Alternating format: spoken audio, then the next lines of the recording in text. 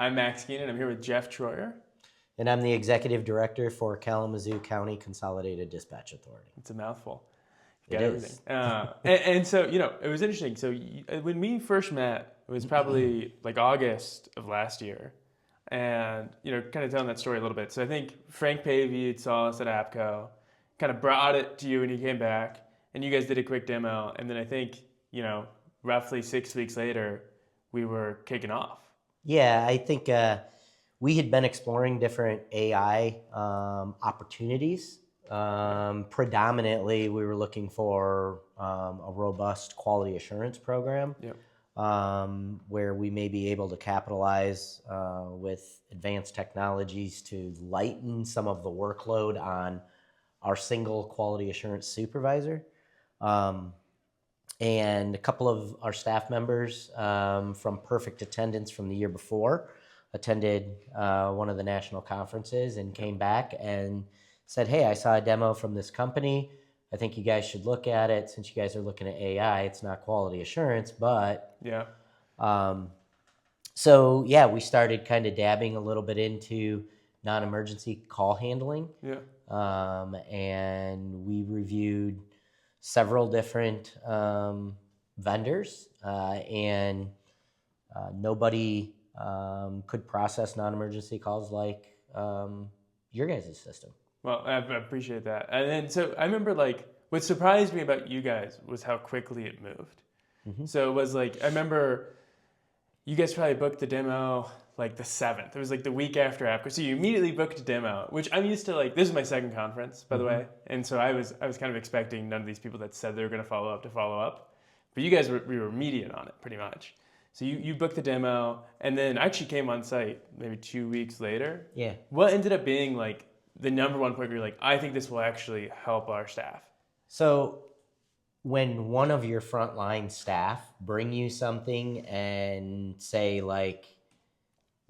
this is something good, yeah, and felt that it could have a significant impact on workload in our dispatch center, that was the first key.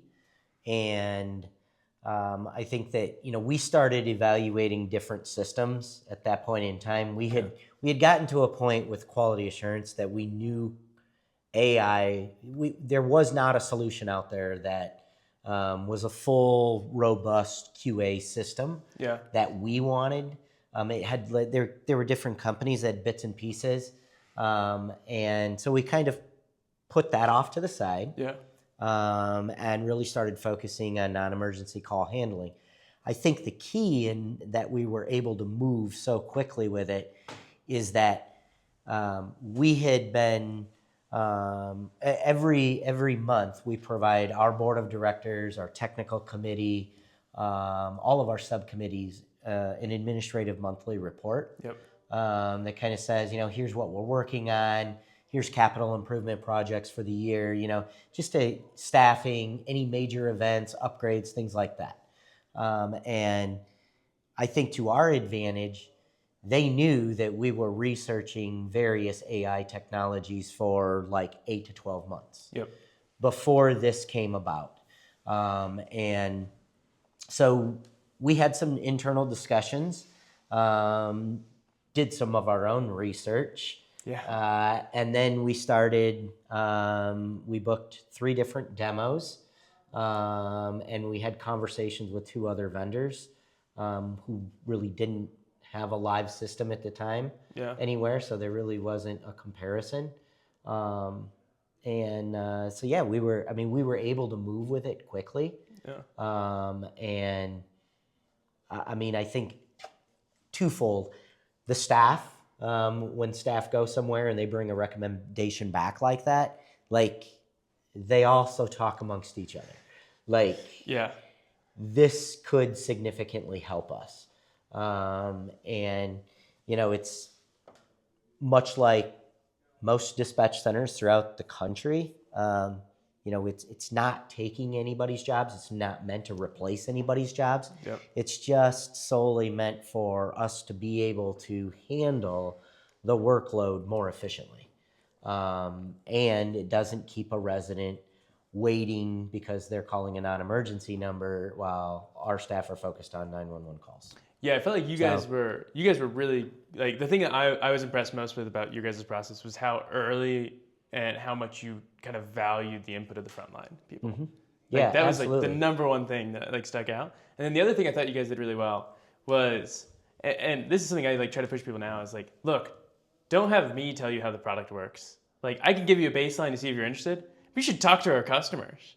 Mm-hmm. Like they're the ones who are gonna like. I'm obviously a hard driving founder who thinks my baby's the prettiest in the room.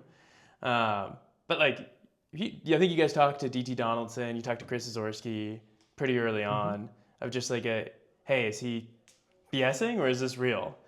Yeah, I mean, I think we always reach out to those customers that are provided to us, and then we always ask those customers to provide us other references that are for other customers that are utilizing that service or that vendor for a solution, because we want to talk to people that you being the vendor, don't tell us to contact. So the thing we've started doing now is we actually just do, right in the beginning, we give you a full list. You say, here are all of our customers. Here are the ones I think you should talk to because they're most similar to you. But just pick random ones. Right. Like that gives you kind of like the best sense. Yeah. Because I feel like every bad product has at least one customer that loves it for whatever reason. I think if you're in business long enough, you're going to have customers that don't like it. Maybe don't go so well. Maybe that's project implementation. Maybe it's their own project management. Whatever it is. So if you've been around long enough, you're going to have somebody that doesn't like it. But I think one thing that we go into is that if we're going to invest in a system, there's going to be our own project management, our own implementation team. Everybody's going to invest a significant amount of time and effort into it, because when we start something, we always finish it. And we're in it for the long haul. So we want to make sure that we're fully vested in whatever we're going to move forward with. So we make sure we do as much as we can prior to sitting down and saying, you know what, we are going to recommend that we contract with this vendor, and here's why. Yeah, that makes sense. And then so I remember we kicked off in October, I think, beginning of October. We ended up going live in December, give or take. I guess how was that implementation process overall? I think the implementation process was smooth. We had probably a month and a half of that process was a delay in making sure that we could call forward the appropriate lines to the appropriate agents, and that was more so of a delay on our part and another third-party vendor in getting that work done. I think probably if that would have been done in a week or two's time, we probably would have been a whole month sooner. I think we would have been live before Thanksgiving. I think that was the original goal. That was the original goal. And I don't like not hitting our deadlines. So. Yeah. Well, I remember like that was probably the thing, like with you and Tori both, the thing that I like about most is like you guys just get stuff done. Like, and I remember right when we were going live, there was a point where we were going live right before Christmas. Yeah. And we're like, hey, like, do we want to push this back? And we're like, no, we're going to go live right before Christmas. It's going to be perfect. I mean, it's easy enough to turn on and turn off. Yeah. To be honest with you. And, we knew that like even go live is like, okay, well, we have control over it. So like if we need to shut it off or it's not functioning the way we want it to, we know how to make modifications to it. We know who to contact if they need to make modifications to it. Yeah. Like I think that we all went into it knowing that you can plan something as best as possible. Yep. Okay. But once you start using it and all of your staff start using it, the process may change a little bit. And if it doesn't, I mean, you're either the single best person about implementing something, or you're just dead set against change. Because I know that we have changed even the initial call routes, adding additional call routes. Hundreds of times. Adding, changing in how it processes it. Yep. We're a little bit different today than what we were in December of 2024 because we have more faith in the system, Yeah. and therefore we're trusting it. Yeah, it's like an iterative process. Yeah, it is. Yeah. And I think that gradual process, is the way to go. I mean, I think it's new to your citizens, Yep. it's new to your residents, it's new to your staff, and you got to listen to the feedback. Yeah. And everybody's going to want to do maybe something a little bit different, but if you're hearing the same thing 2 or 3 times every week, like I wish it would do this or I wish it would do that, I think that you guys were very receptive to any feedback that we were able to give, and then even expanding it into other areas. Well, I feel like the thing is, you guys know what you need better than we could ever possibly know, right? And so it's a lot of it on us is to listen to you and then work to build solutions from the problems that you actually have. Yeah. And then I like your talk about like the line that I always like is like the Mike Tyson quote, like everyone has a plan till they get punched in the face. Like that's how I feel like with this. Of like you can sit down, you can plan all you want, but at some time, and I think like the term in public safety that I hate is cutover, because you guys are used to this hard. You go from pre-deployment to like in deployment to cutover, and then the vendor most of the time is kind of gone at cutover. But for us, like a lot of times we like to think of it as like go live, because that's in many ways it's kind of like the beginning of us iterating on it. Yep, you're right. I think that even like I think that we've transitioned away from, I would say, quote unquote cutover. Yeah, that's true. But like there's a time, and what I say typically cutover is like when you're going from one system to another system. Yeah. Like if you're going from switching CADs or call handling, like exactly, like you're stopping the entering calls for service in one system and you're moving stuff over to another system. Versus, this was a brand new system. We didn't have a solution in place other than human being answering every non-emergency call, and transitioning or implementing a new solution to at least do the initial triage of those non-emergencies. Yeah, that makes sense. And then I guess there's 2 other things that I kind of think I'd say you're really good at. So one that comes top of mind was like the change management piece. Like out of all the centers we worked with, you've definitely been one of the best at like informing staff along the way of like what this is, why we're doing this, and how this is going to impact you. Mm-hmm. Like, why do you think you're so good at this? Like, what do you do? What do you do well? Maybe that's an open-ended question. Well, I think after you've gone through enough consolidations. Yeah, because this is your 3rd, right? So like when you consolidate centers, like people are reluctant to change. Yeah. And when you're putting your own, I guess what you would say, like your own reputation into something. Yep. Like you need to see it through. So you have to be honest with them, and you have to be upfront. Like if you don't know how something's going to go, then you need to say you don't know how this is going to go. But I think that making sure that the staff understood that, look, this is a tool for you guys. Yep. It's not to replace you. No. Yeah. There's no way that it's going to replace you. Yeah. But it will allow you to spend more time handling 911 calls. It'll allow you to spend more time, if you're a trainer, training your new employee instead of the non-emergency calls just ringing and ringing and ringing and ringing and going from call to call to call to call. Yeah. These are, like I would say like 25% of the incidents that the system handles is a deflected call, or it's not even, it doesn't even require us to take any action. It's just transferred to another agency, or the caller is provided a website that they can go to and check to see if that inmate is lodged. Yeah. I mean, those are the types of things that, like, it doesn't even require us to do anything. Well, I liked it with online reporting for you guys, because you had 3 different online reporting criteria, I think. So the sheriff had one. Yeah, and they have different systems, and of course they have different criteria by which people are able to report online or they're not. Yeah. And like I always think about it from like telecommunicator perspective, where you've got these 3 different criteria and these 3 different systems.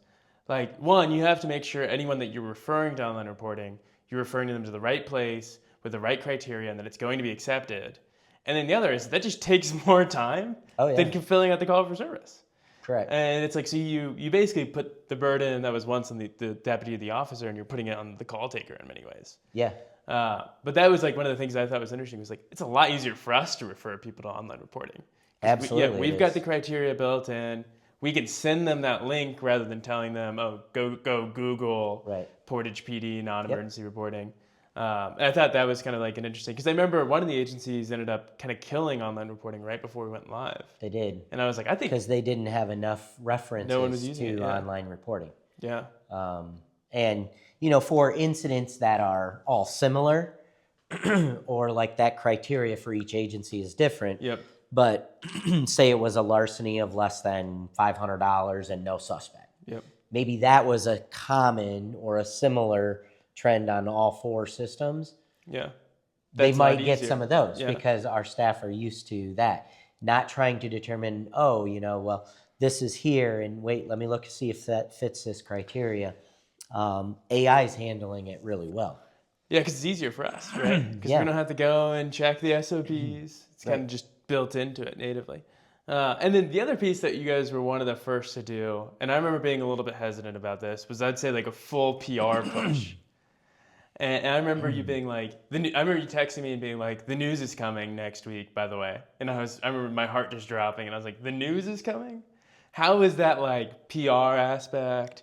Do you think it like helped the community know, or?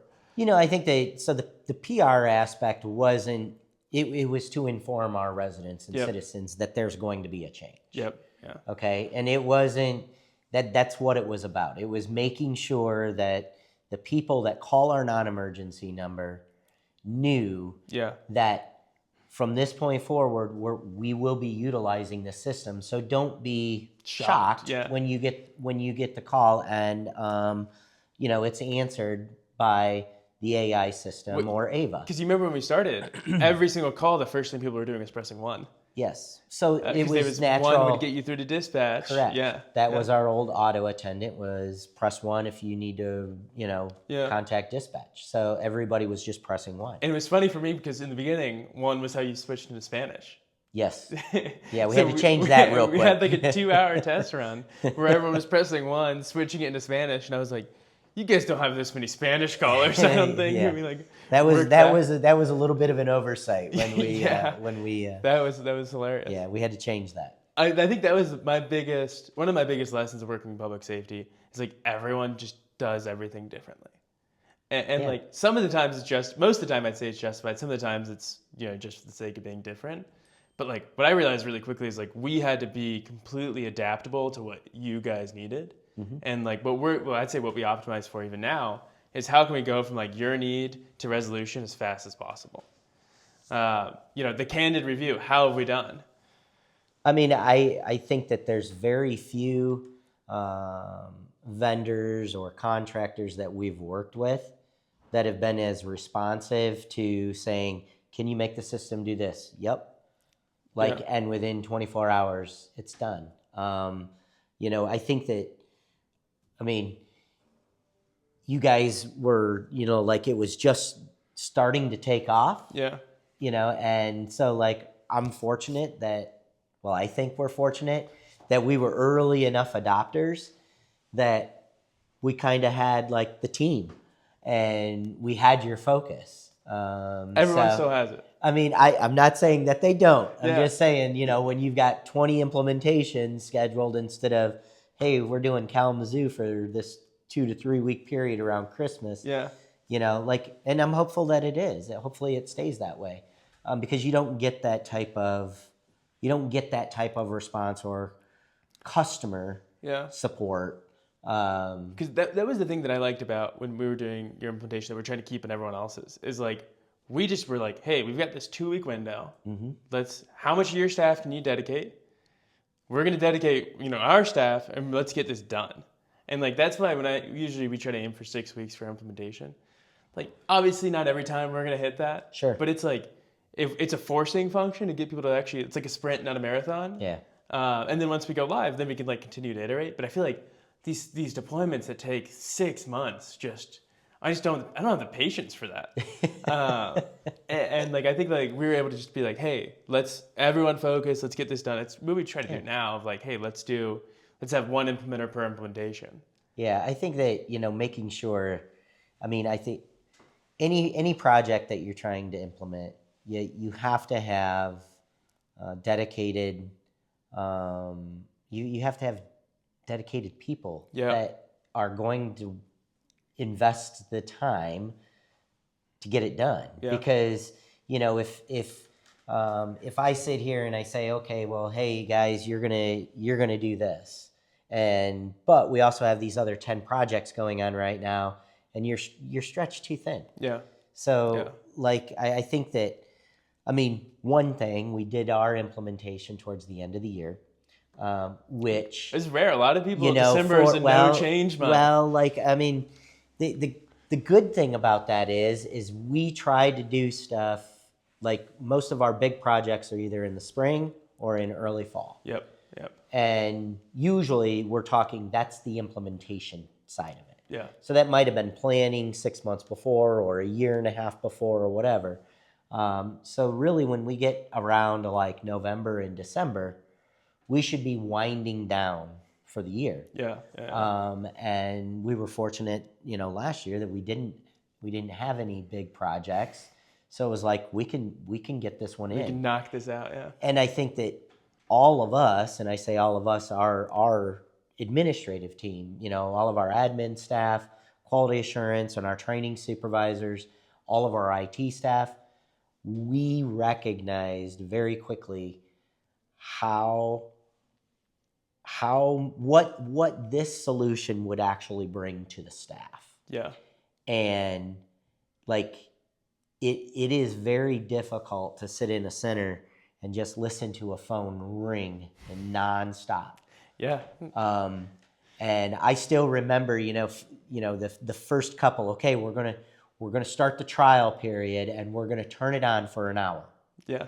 And then we're gonna shut it off, and we're gonna go back and we're gonna review things, and then we're gonna turn it back on for 2 hours. And I remember day one turning it on for a couple of hours, and when we shut it off, every person in the dispatch center was asking us to turn it back on. Yeah.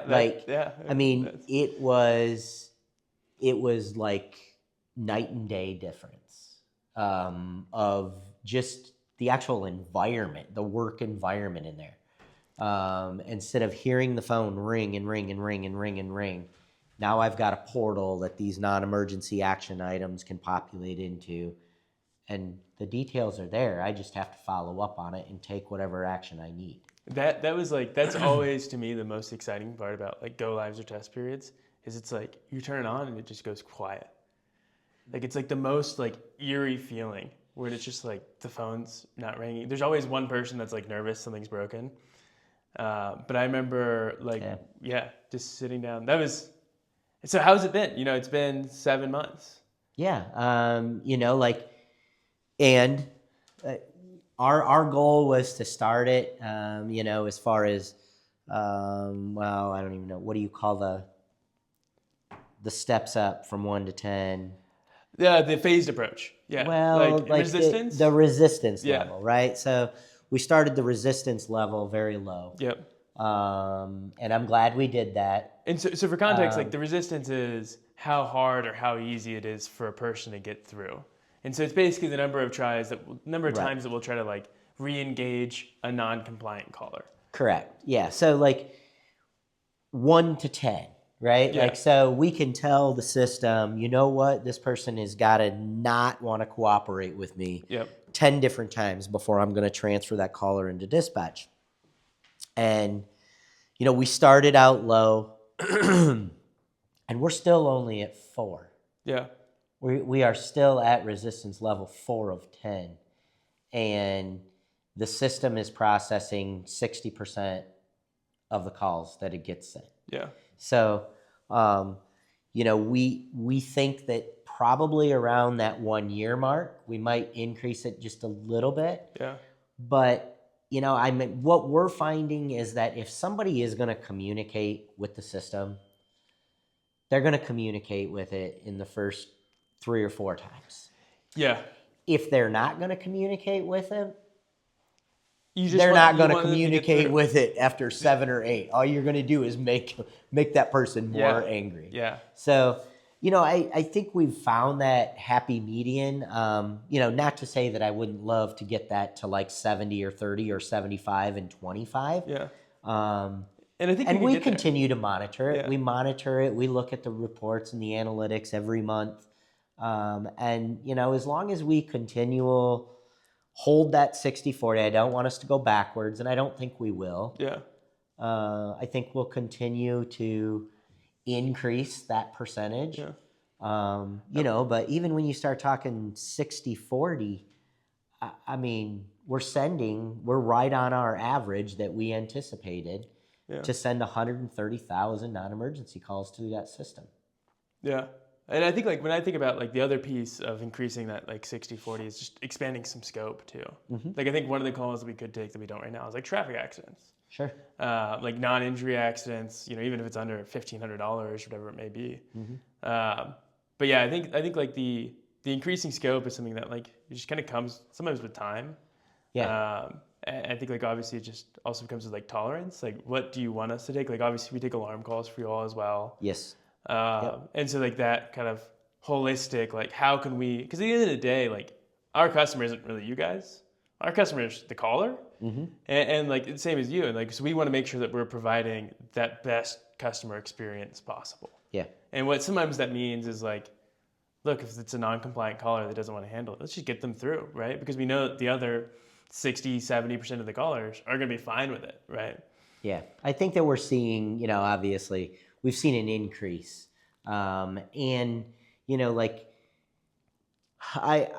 don't have a percentage of like how many repeat callers that we have. But we, every center has, the people that call in every day because they need this and they're calling in 5 or 6 times a day.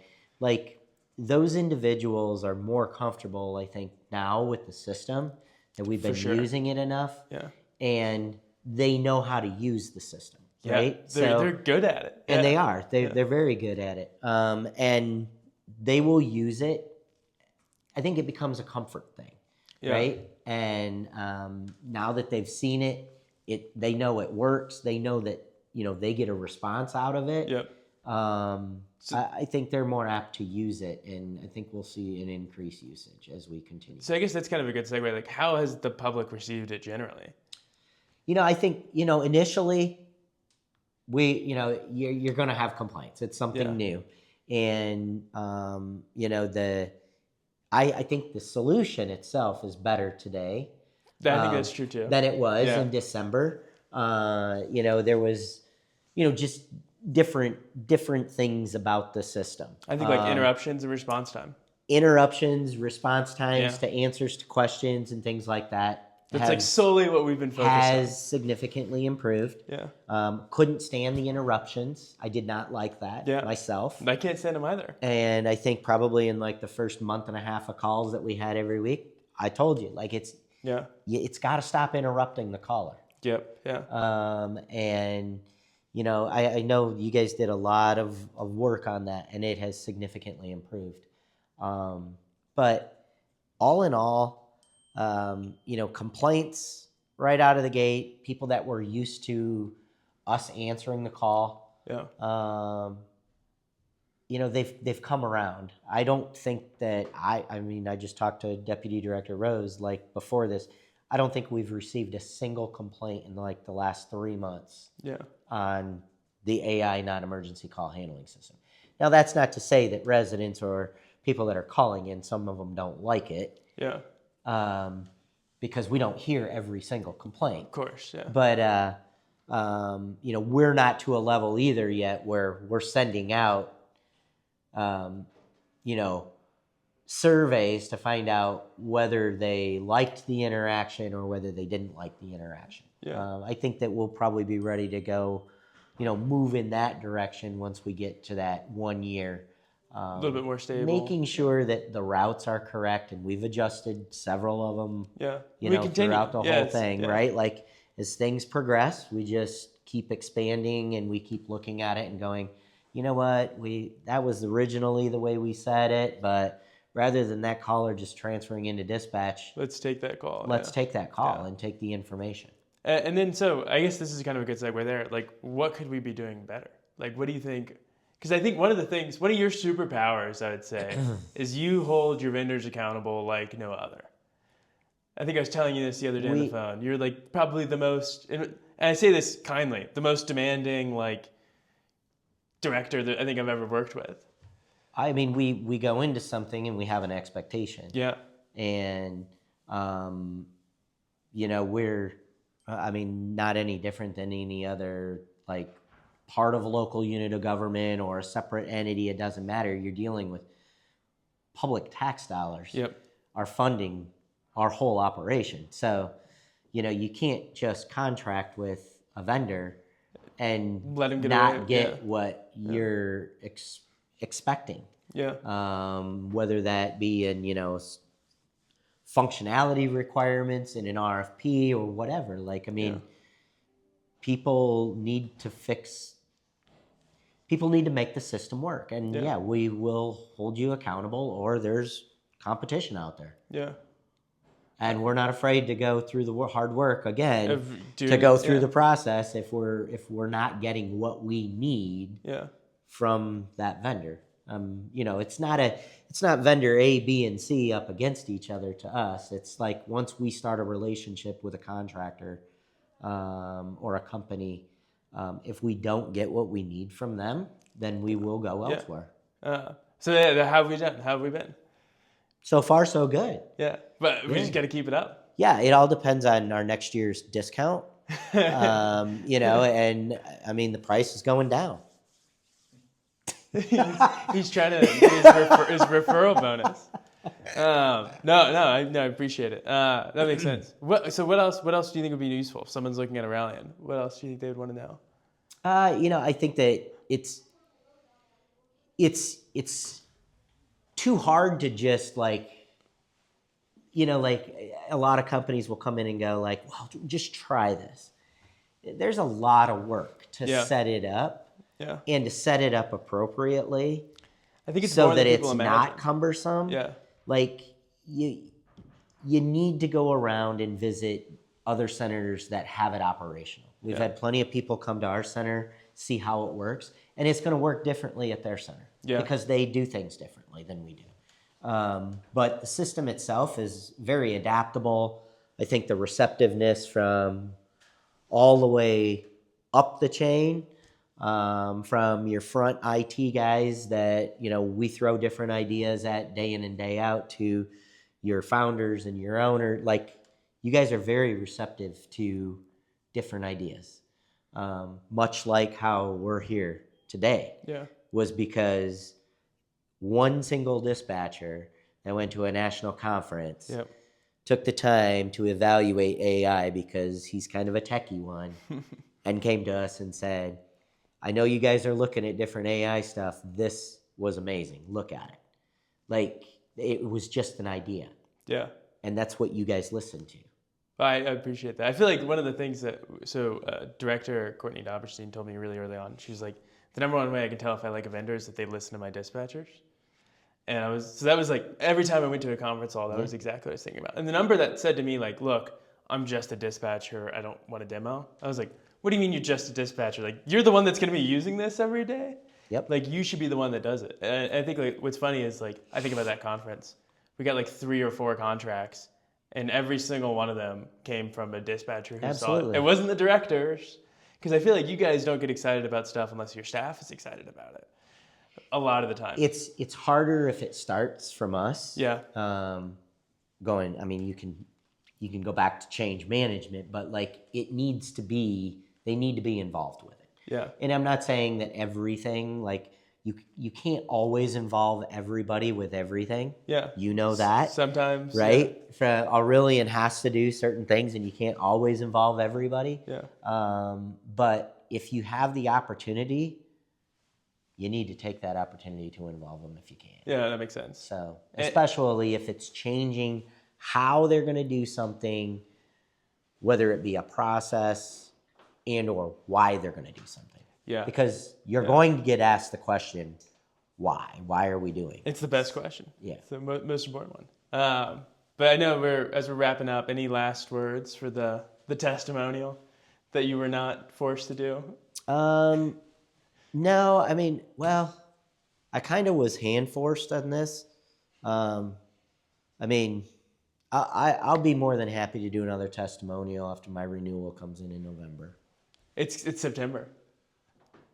Oh, yeah, that's my only negative is that, the contract opens in September.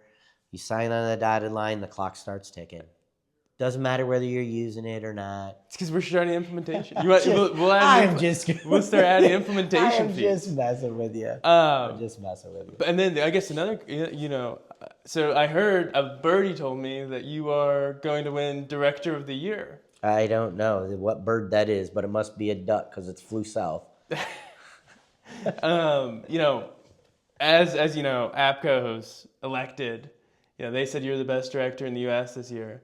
Mm-hmm. It's a big claim. What do you think it kind of came down to? You could view this as your acceptance speech.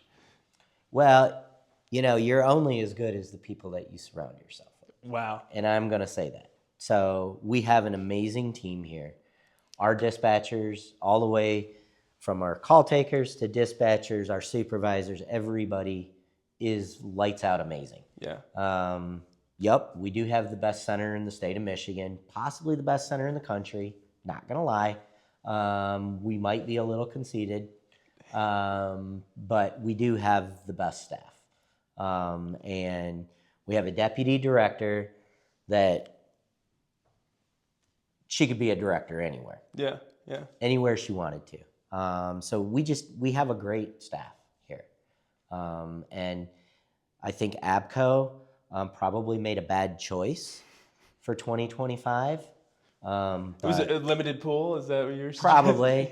There was probably two of us, and they closed their eyes, shuffled us up, and I got picked as the peanut, I guess. I don't know. Well, thanks for taking the time, and thanks for working with us. It's been fun. It has been fun. I hope we'll have many years, but I guess we'll find out in September. Yeah, waiting for that renewal. Yeah, that's a good reminder. Thank you, guys.